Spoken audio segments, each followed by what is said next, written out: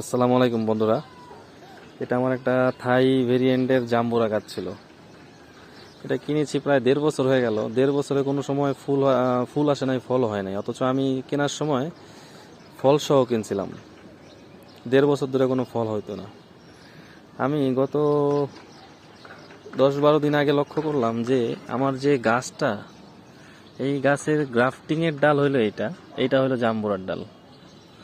তার নিচে গ্রাফটিংয়ের ডালের নিচ দিয়ে একটি ডাল বের হয়েছিল।